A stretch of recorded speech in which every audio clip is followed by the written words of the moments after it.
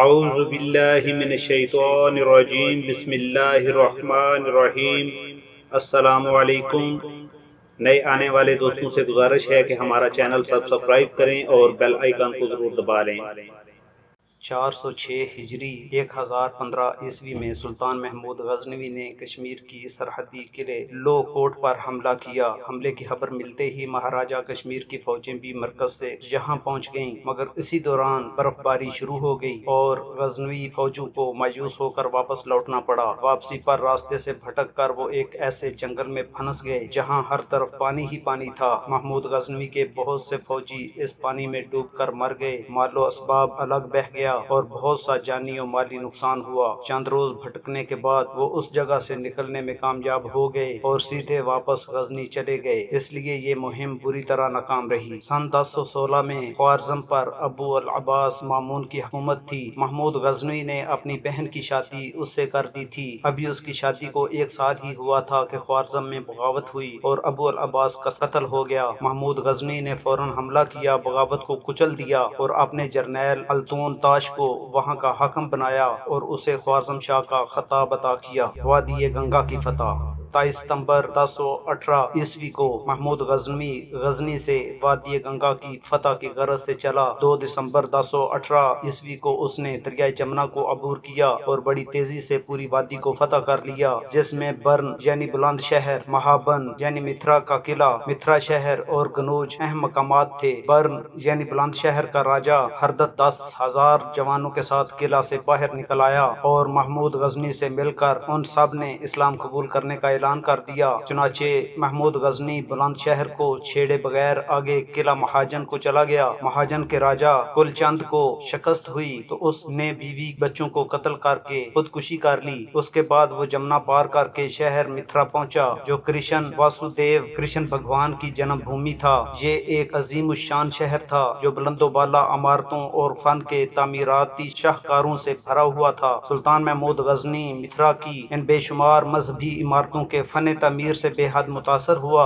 لیکن ان کے گرانے سے اپنے فوجیوں کو روکنے سے باز رہا۔ متھرا شہر میں بہت زیادہ غارت گری، لوٹ مار اور آتش زنی کی گئی۔ وہاں سے واپس آئے اور منج، انی اور سرسوا کے قلعوں کو بھی فتح کرتا گیا۔ قلعہ میرٹھ والوں نے 2,50,000 روپے اور 30 ہاتھی پیش کیے۔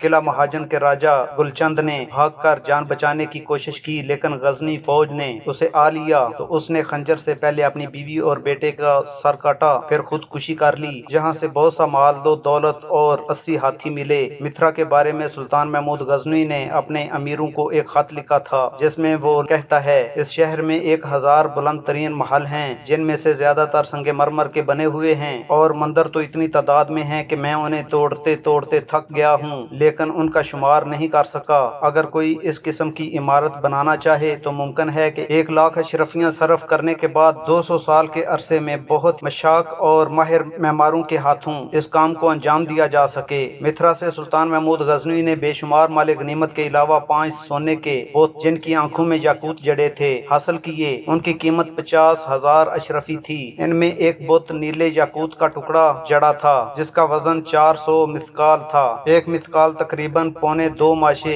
یعنی تقریباً 1.5 گرام، کل وزن 600 گرام تھا۔ کل سونا چاندی اتنا تھا کہ 100 اونٹوں پر لادا گیا۔ اس کے علاوہ 55,000 غلام اور 350 ہاتھی بھی مال غنیمت میں ہاتھ آئے۔ یہاں سے چل کر اس نے بزم دابن کے قلعوں کو فتح کیا۔ منج کے فوجیوں کو جب شکست ہونے لگی تو سب نے اپنے بیوی بچوں کو آگ کے ایک بڑے الاؤ میں پھینکا اور خود شیطانوں کی طرح لڑتے ہوئے آخری آدمی تک مر مٹے۔ غزنی واپس جا کر سلطان نے متھرا کی نقل میں ایک نہایت وسیع و عریض عالی شان مسجد سنگ مرمر بنائی اور خوبصورت قندیلوں سے اسے بھر دیا۔ لوگ اس کی روشنیوں کو دیکھ کر اسے عروس فلک کہتے تھے۔ مسجد کے ساتھ ایک بہت بڑا مدرسہ بھی بنایا گیا۔ دیکھا دیکھی تمام امیروں نے بھی محلات، مسجدیں اور مدرسے بنائے۔ کلنجر پر حملے 1019 عیسوی سے لے کر 1023 عیسوی تک سلطان نے کلنجر پر بار بار حملے کیے۔ ان کا مقابلہ کرنے کے لیے کلنجر کا چنڈیلا راجہ گنڈا اور گنوج کا نیا پرتیہار راجا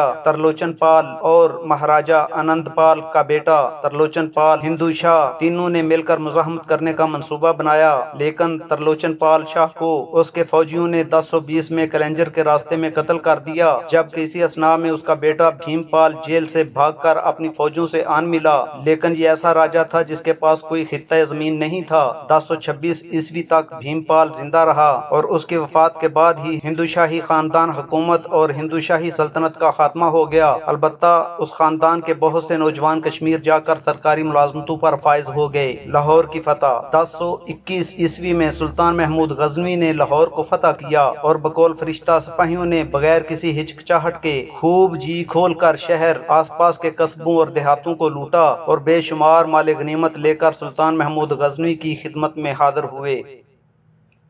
دوستو آج کے لیے اتنا ہی۔ ہم سے جڑے رہنے کے لیے ہمارا چینل سبسکرائب کریں اور بیل آئیکن کو ضرور دبا لیں۔ شکریہ۔ آپ سے جلد ملاقات ہوگی اگلی قسط میں۔